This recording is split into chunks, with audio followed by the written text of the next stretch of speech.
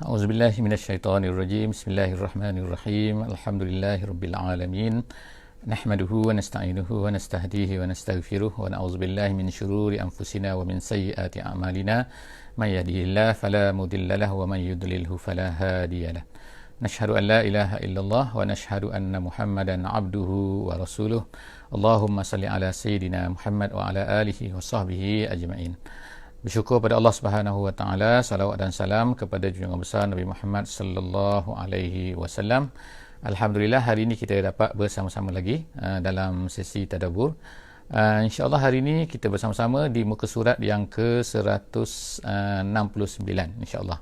Iaitu kita akan sama-sama mentadabbur surah Al-A'raf ayat 150 sehingga ayat 155 insya-Allah. Jadi sebelum daripada itu seperti biasa insya-Allah kepada mereka yang telah memberikan feedback terhadap suara dan juga gambar, terima kasih banyak-banyak jazakumullahu khairan katsira.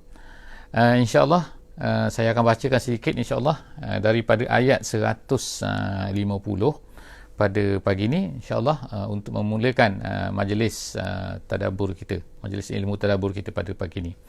A'udzubillahi minasyaitonirrajim. Bismillahirrahmanirrahim. Walamma raja'a Musa ila qaumihi ghadbana asifa qala bi'sa ma khalaftumuni min ba'di a'jiltum amra rabbikum wa alqal alwaha wa akhadha bi ra'si akhihi yajurruhu ilayhi qala ibna umma innal qauma istad'afuni wa kadu yaqtulunani فلا تشمت بي الأعداء ولا تجعلني مع القوم الظالمين. Sadaqallahul azim. Jadi insya-Allah hari ini kita akan bersama-sama melihat apakah yang berlaku seterusnya kepada Nabi Musa dan juga Bani Israel. Jadi Nabi Musa dan juga Bani Israel ini, apabila Nabi Musa, kita ceritakan sebelum daripada ni, Nabi Musa telah meninggalkan iaitu pergi bermunajat kepada Allah Subhanahu wa taala di Bukit Tursina ataupun di bukit lah kita katakan, walaupun tak disebut di sini, tapi selepas daripada itu apa yang berlaku apabila Nabi Musa pergi ni selama 40 hari ni kan, apa yang berlaku ialah mereka telah menyembah anak lembu, mereka telah buat anak lembu, patung anak lembu daripada emas-emas yang mereka bawa tu, dan kemudian perhiasan mereka, dan kemudian mereka pun menyembah anak lembu tu. Jadi apabila Nabi Musa balik ni, jadi kita sekarang sampai kepada cerita Nabi Musa balik dan menurut setengah riwayat bahawa Nabi Musa telah diceritakan perkara ni apabila dia masih lagi semasa bermunajat kepada Allah Subhanahu Wa Taala tu. Jadi apabila dia balik dalam ayat ni, walamma raja'a Musa, apabila Nabi Musa ni balik, dia katakan ila qaumihi, kepada kaumnya. Jadi dia balik, dia tengok kaum dia apa, dia rasa marah lah kan, sebab dia tak tahu kan sembah anak lembu kan. Jadi dia ada dua perasaan sini Allah Ta'ala sebutkan. Yang pertama sekali ialah ghadban, dia sangat-sangat marah kan. Ghadban tu makna sangat-sangat marah kan, ada alif nun kan. Kalau ghadab ni marah, ghadban ni sangat berada dalam keadaan sangat marah. Yang keduanya asifa ni sangat-sangat sedih, iaitu syiddatu al-huzni. Lalu dalam keadaan begitu maknanya emosional lah kita katakan maknanya dua-dua emosional kan, marah dan juga sedih kan. Jadi lalu dia berkatalah, Nabi Musa pun berkatalah, berkata kepada Bani Israel tu, dia kata bi'sa ma khalaftumuni min ba'di, seburuk-buruk khalaftumuni min ba'di, apa yang telah kamu buat selepas daripada aku ni, selepas daripada aku pergi, memang kamu buat satu benda yang sangat-sangat dahsyat kan. Sebelum daripada ni kita ceritakan ada ayat kan yang kita telah baca dulu, iaitu mereka ni minta kepada Nabi Musa ni Tuhan kan, sebagaimana mereka melalui satu kaum yang mana mereka melihat bahawa kaum tersebut menyembah lembu kan. Jadi mereka pun nak begitu juga, berfikirlah mereka kan pasal lembu ni kan. Jadi a'ajiltum, jadi Nabi Musa pun berkata a'ajiltum, kamu nak cepat amra rabbikum, urusan Tuhan kamu, maknanya kamu ni arahan daripada Tuhan kamu ni nak cepat sangat. Aku pergi ke atas bukit tu kan, aku pergi bermunajat kepada Allah Subhanahu Wa Taala, aku nak bawa kepada kamu benda-benda ni kan. Jadi dia kata kamu ni tak sempat-sempat, dia katakan. Tengok maknanya nak cepat sangat apa yang sebelum daripada aku ni bawa balik. Itu tak sempat nak tunggu, kamu ikutlah kepada Samiri itu kan, yang telah menyesatkan kamu tu. Lalu apa yang dibuat oleh Nabi Musa ialah dia pun wa alqal alwah. Wa alqal alwah. Jadi kita baca sebelum daripada ni kan, dia bawa lauh kita panggil, tapi bukan satu lauh lah kan, iaitu alwah. Yang disebutkan oleh ulama-ulama tafsir dalam jalan lain, dia kata sama ada 7 ataupun 10 10 alwah tu kan. Alwah tu bentuk bagaimana tu wallahu alam bisawab, tidak disebutkan. Cuma dalam tafsir setengah tu kata dianya daripada daun-daun dari daun-daun syurga. Ada yang katanya adalah daripada zamrud. Dia kata wallahu alam, kita jangan itulah kan banyak-banyak pendetailan sebab Allah Taala tak ceritakan. Tapi yang pentingnya apabila Nabi Musa tu dalam keadaan marah dia marah kepada dia marah kepada kepada Bani Israel tu, dia pun wa alqa ni dalam bahasa Arabnya maknanya kalau ikutnya campak. Sebab itulah setengah-setengah tafsir kata dia mencampak al-alwah tadi tu, mencampak, dan ada yang kata sampai pecah. Setengah tafsir kata, tapi setengah tafsir kata tidak tak pecah. Dia bukan kata campak sini, campak tu sebab apa? Sebab dia tahu ini adalah daripada Allah Subhanahu Taala. Jadi satu benda tu tak sesuai kan kalau campak macam tu. Jadi dikata setengah tafsir kata dia meletakkan gitu kan, dia meletakkan alwah tu, makna tak peganglah alwah tu kan. Lepas tu wa alqal alwah wa akhaza bi ra'si akhihi yajurruhu ilaih. Lalu apa yang dibuat Nabi Musa? Dia pergi cari Harun lah kan, Harun saudara dia ni. Jadi ada yang kata sepupu dia kan tapi dia pergi cari Harun sebab Harun ni adalah orang yang telah diamanahkan oleh Nabi Musa ni untuk jaga ni Bani Israel. Tapi tiba Bani Israel buat macam ni. Macam mana ni, apa jadi ni, Harun ni buat apa? Ada di sini. Kerja apa dia? Gitulah seolahnya kan. Jadi dia pun pergi jumpa dengan Nabi Harun. Wa akhaza, lalu dia ambil biroksi. Biroksi akhihi makna kepala akhihi. Kepala akhihi ni makna kepala, dia bukan kepala tapi dia katakan dia pegang rambut dia. Rambut dia macam mana, rambut panjang.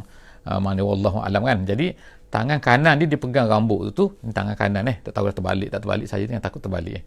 Okey, jadi dia pegang dengan tangan kanan ni, kemudian tangan kiri dia pegang janggut Nabi Harun. Jadi maknanya dua-dua lah kalau kira pegang macam tu, maknanya orang pegang macam tu. Pegang macam tu, pegang janggut dia pegang kepala lagi macam gitu. Jadi macam nak marah sangat tu kan. Jadi pada masa tu berkatalah Nabi Harun. Dia kata qala bna umma sini ada bacaan sini dia kata ummi, ada bacaan qala bna ummi, ada bacaan kata qala bna umma. Kita baca dalam mushaf kita baca ibna umma. Ibna umma ni ialah panggilan. Nabi Harun panggil Nabi Musa ya bna umma. Ya bna umma asalnya daripada perkataan ya bna ummi lah, iaitu wahai anak ummi, mak aku, gitu kan, anak mak aku. Jadi ya bna umma itu sebenarnya panggilan tu panggilan nak menunjukkan kepada, nak merefer supaya fikirlah kan, aku dekat kau ni anak beranak kata kan, nak mengingatkan kepada Nabi Musa lah panggilan tu ya bna umma tu. Jadi kemudian apa kata Nabi Harun? Dia kata innal qauma, sesungguhnya kaum ni iaitu kaum Bani Israel lah, istad'afuni maknanya daripada perkataan dha'afa tu maknanya lemah ni telah melemahkan aku. Maksudnya ialah maknanya tak pandang aku, tak dengar cakap aku maknanya. Maknanya bukan aku tak larang mereka ni sembah lembu ni kan, aku dah larang lah, tapi mereka ni kan tak nak dengar cakap aku. Istad'afuni, mereka telah melemahkan aku. Mungkin tak sama lah kan Nabi Musa dengan Nabi Harun. Nabi Musa ni garang kan, Nabi Harun ni dia lemah lembut. Jadi dua orang tu maknanya dari segi personality lah kita kata kan agak berbeza lah dua orang tu kan. Jadi mereka ni tak nak dengar cakap aku, bahkan mereka ni memandang rendah aku ni. Wakadu yaktulunani, bahkan hampir-hampir mereka ini yaktulunani, mereka nak bunuh aku. Bukan setakat mereka tak dengar cakap aku, mereka nak bunuh aku, kata Nabi Harun kepada Nabi Musa. Bukan maknanya aku ni tak larang mereka ni buat macam tu. Kemudian wala tushmit biyal a'da, kata Nabi Harun wala tushmit biyal a'da. Wala tushmit biyal a'da ni, janganlah engkau ni nak menggembirakan, maknanya kan menggembirakan apa dengan perbuatan kamu ni kepada musuh. Maksudnya ginilah kan maknanya kan, sekarang ni orang Bani Israel tu ramai tengok apa yang berlaku ni kan. Jadi tiba-tiba kau datang kepada aku pula, kau marah-marah pada aku kan, kau nak melemah, tak tahu lah nak tampar, nak apa benda, nak marah pada aku, tengok tarik ni kan. Jadi nanti orang duk tengok kita tu, nanti orang gembira lah nanti. Biasalah kan, nanti tu pada muka, itulah, macam itulah kan, kata dah, kan. Takutlah tu kepada Musa. Contoh macam itulah kan. Jadi maknanya, adalah kan. Jadi kalau kamu buat macam ni, wahai Musa, kata Nabi Harun kepada Nabi Musa, nanti akan gembirakan musuh. Jadi fala tushmit biyal a'da, janganlah menyebabkan musuh gembira dengan apa yang kamu buat ni. Dan kemudian wala taj'alni ma'al qaumiz zalimin. Minta maaf wala taj'alni, dan yang kau jadikan aku ini ma'al qaumiz zalimin, bersama-sama dengan orang zalim, iaitu janganlah buat aku ni sama macam mereka yang sembah anak lembu, bukan aku kan. Aku ni larang mereka. Jadi jangan kamu deal dengan aku ni macam sama dengan mereka, menyebabkan kamu ni anggap aku ni macam orang zalim juga, macam mereka semua tu. Gitu kan. Jadi sekarang ni daripada ayat ni kan, maknanya ulama-ulama mengambil pengajaran lah, iaitu fala tushmit bil a'da ni, kita orang-orang Islam ni, sama-sama Islam ni kan, kita jangan buat apa-apa yang menyebabkan kalau orang kafir pandang kita tu, maka dia akan, orang kafir, musuh-musuh Islam pandang kita tu, dia suka. Maknanya memanglah kan, orang kafir, nak cerita secara tak langsung ni, orang kafir, musuh-musuh Islam ni, dia akan gembira kalau orang Islam ni bergaduh sama dia. Kalau orang Islam ni kan bercakaran dan apa sebenarnya, bagus, mereka gembira. Musuh-musuh Islam ni.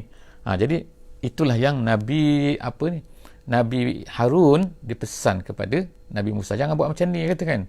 Nanti orang akan gembira, musuh-musuh Islam, musuh-musuh kita ni akan gembira.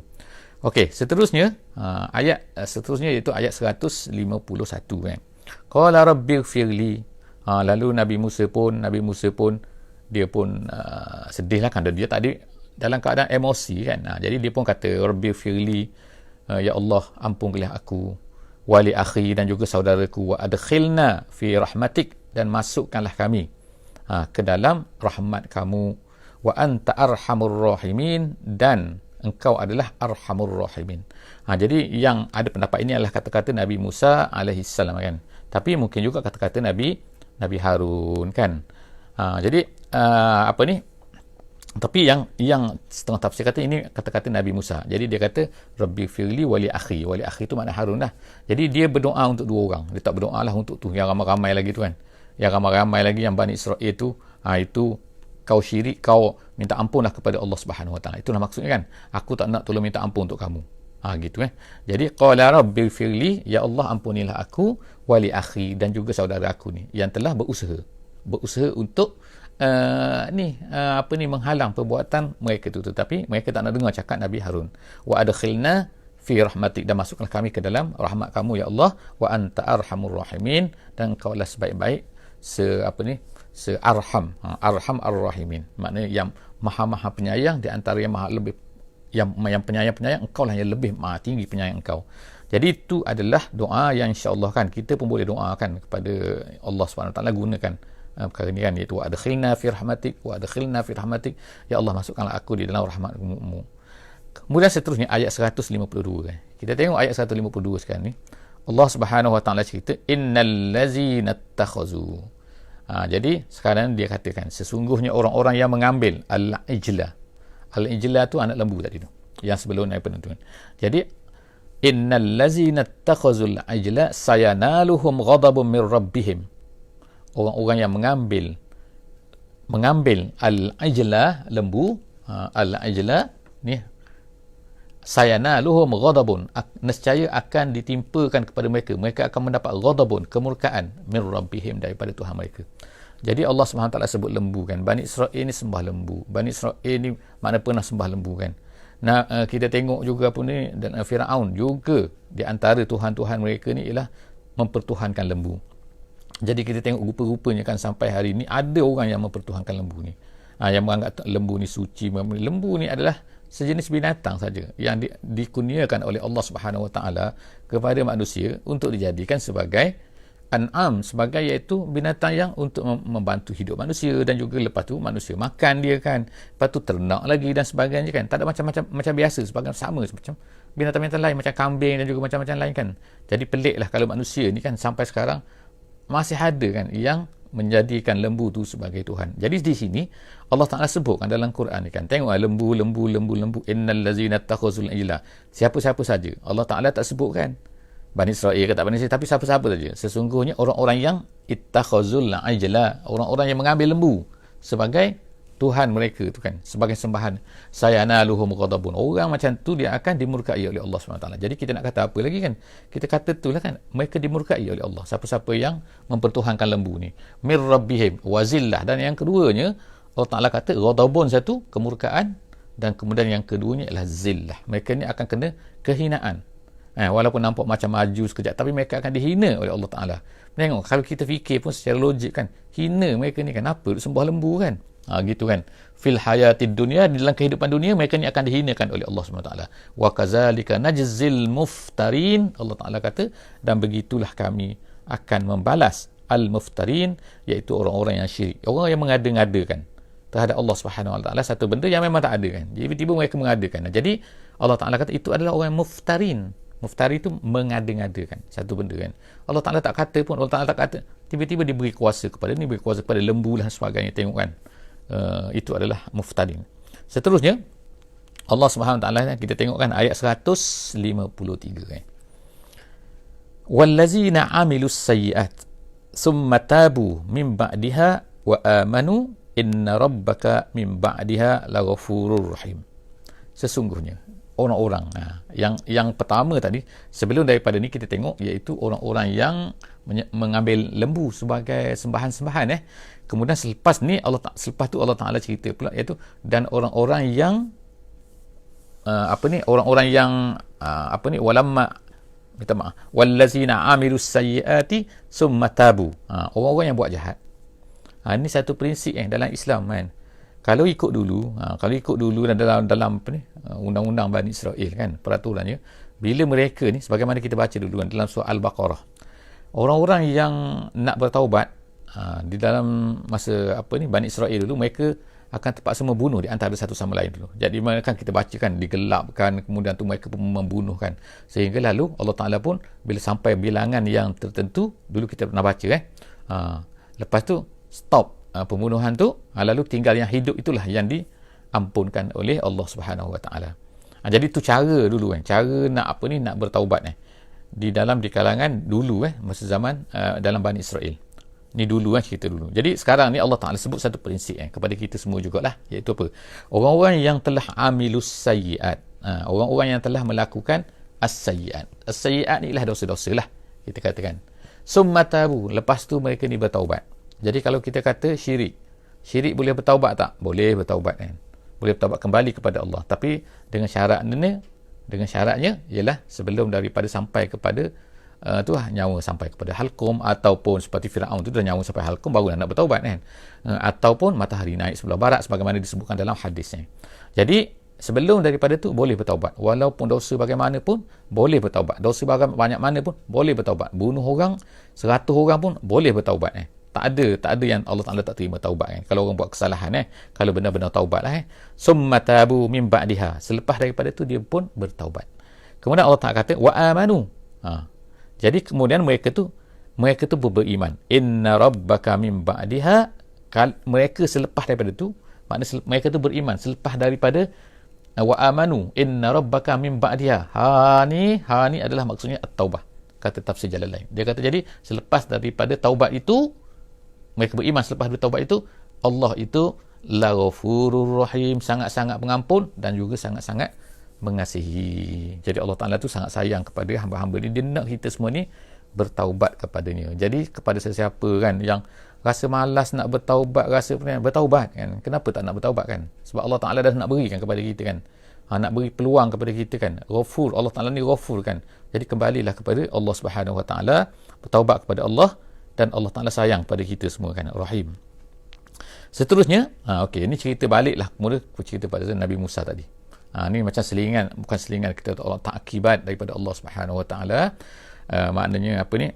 Peringatan daripada Allah Subhanahu Wa Ta'ala, pengajaran sedikit yang Allah Ta'ala ajar kepada kita kan, daripada kisah ni. Sekarang kita balik semula lagi kepada kisah Nabi Musa tadi. Jadi apa yang terjadi? Walamma sakata an Musal ghadabu. Jadi apabila dah diam dah. Diam ni maknanya diam daripada Musa al-ghadabu kemarahan. Jadi maknanya lepas dah Nabi Musa reda lah katakan. Kita panggil bahasa Melayu. Dah reda dah kemarahan dia, tak dimarah-marah. Memanglah kan. Jadi sebab itulah Nabi SAW, Nabi kita ajar Kan yang pertama ni jangan marah. La taghdab. Maksud jangan marah tu bukanlah tak boleh. Tak boleh nak tutup perasaan marah tu. Tak, perasaan marah tu memang ada kan dalam diri manusia kan. Jadi sekarang ni kita ni memang ada perasaan marah, tapi Nabi kata la taghdab. Dalam hadis ni kan, hadis 40, Imam Nawawi ada sebut benda ni kan, Imam Nawawi bawakan hadis ni. La taghdab artinya janganlah kamu buat satu benda yang lahir daripada marah tu. Maknanya mengamuk ke, buat sesuatu benda yang tak elok pada orang ke, menyakitkan orang ke, mulut ke, cakap benda-benda yang menyakitkan orang dan sebagainya lah. Jangan buat benda tu. La taghdab, Nabi kata kan. Tapi kalau ada ghadab, Nabi ajar kepada kita kan, kalau berdiri duduk, kalau duduk baring. Sebab apa? Rendah dan juga ambil wuduk.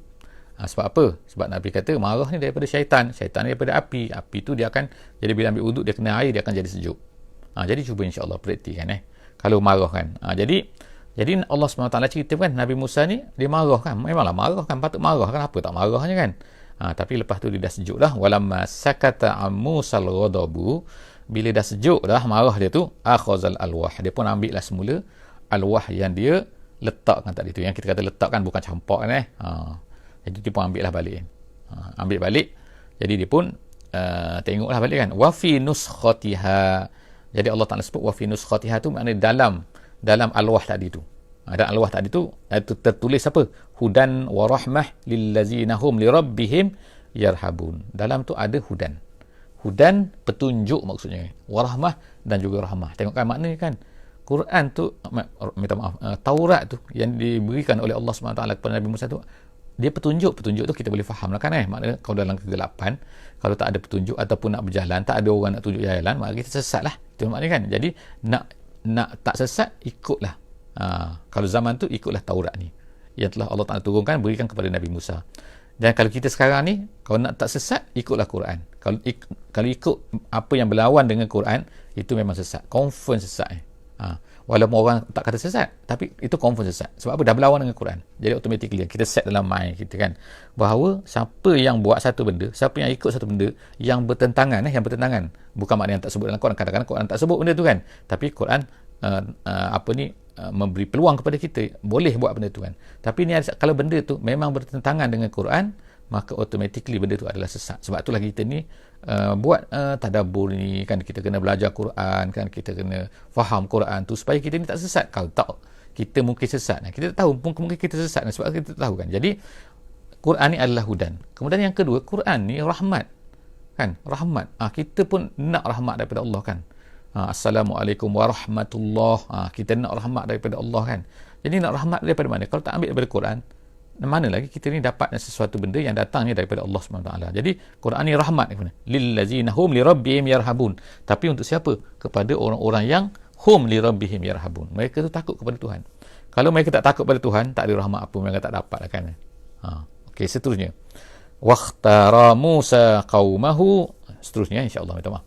Wakhtara. Jadi ini ayat yang terakhir, tapi panjang sikit ayat ni ayat ni kalau dalam baris kita ni ada 4 baris lebih 4 baris lebih dalam mushaf.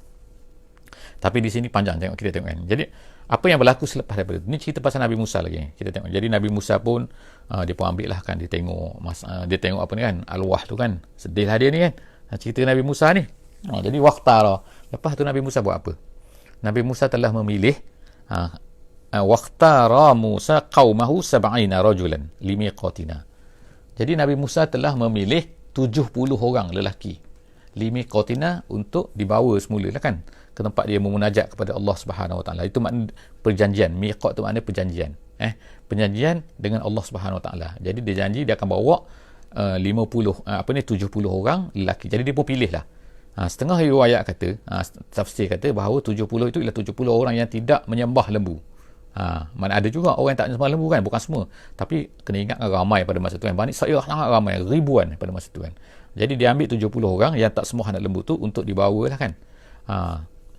Dibawa apa? Sebab ada tuduhan pada masa tu. Dia katakan bahawa Musa ni ambil daripada mana? Betul ke apa ni kan? Sebab dia seorang-seorang pergi kan. Betul ke ni daripada Allah? Ni Bani Israil macam-macam pelik-pelik kan. Jadi dia pun ambil lah, dia pilih 70 orang, ikhtara, dia pilih 70 rajulan tu. Kemudian falamma akhazatuhumur rajfah, Lalu mereka pun pergilah 70 orang dengan Nabi Musa tu pergilah kan. Nak pergi munajat kepada Allah Subhanahu Wa Taala. Sampai ke sana, tiba-tiba datanglah Rajfah. Rajfah tu ialah maknanya gegaran kan gegaran dan juga suara yang kuat tu kan. Rajfah, gegaran tu sehingga semua mati. Tu kan dikatakan dalam itu akhazathumur rajfah qala rabbi law syi'ta ahlaqtahum min qablu wa iyaya. Ketika dah mati, semua mati kecuali Nabi Musa. Nabi Musa tak mati. Jadi pada masa tu Nabi Musa sedih ni kan, dah mati dah. Dia sebenarnya nak bawa supaya apa? Supaya nak tunjukkan bahawa betul-betul ini ia datang daripada Allah Subhanahu Wa Taala. Sebab orang dah tuduh dia tu kan. Tapi sekarang tiba-tiba 70 orang ni pula mati pula kan. Jadi sebab apa mati macam-macam lah kan. Sebab apa gegaran pula tu berlaku pula pada masa tu kan. Itu banyaklah penafsiran ulama, tapi Allah SWT tak cerita di sini kan. Jadi yang pentingnya ialah lalu Nabi Musa pun dah mati semua tu kan. Nabi Musa sedih lah macam mana pula. Nanti dia kata dia nak balik pula kepada kaum dia ni, kepada Bani Israel. Nanti Bani Israel tanya pula mana 70 tu. Kata dah mati. Oh kau bunuh semua. Nanti dia kata kau bunuh pula. Jadi Nabi Musa pun takut dah ni. Qala rabbi. Lalu dia pun berkata ya Allah, dia kata qala rabbi. Rabbi law syi'ta, kalau kamu kehendaki. Dia kata ahlaqtahum min qablu wa iyya. Kenapalah ya Allah, kenapa kau tak bunuh maksudnya tak matikan semua ni dan juga aku min qablu sebelum daripada ni. Law syi'ta ahlaqtahum min qablu wa iyya, dan aku juga. Kenapa tak matikan aku sebelum daripada ni, semasa depan-depan tu. Semasa depan Bani Israel yang ramai-ramai tu kan. Nanti mereka akan tuduh aku yang bunuh mereka ramai-ramai ni kan. Qablu wa iyya. Jadi Nabi Musa pun berkata selepas itu, atuhlikuna bima fa'ala as-sufaha'u minna. Dia kata ya Allah, ini soalan dia kata istifham sini kan atuhlikuna ni soalan ni bukan soalan nak marah kan. Kenapa kau dia boleh macam-macam cara kan kalau nak bercakap, kenapa kau bunuh gitu kan. Tapi bukan macam tu. Nabi Musa dia kata dalam tafsir dia kata istifham sini adalah istifham isti'taf.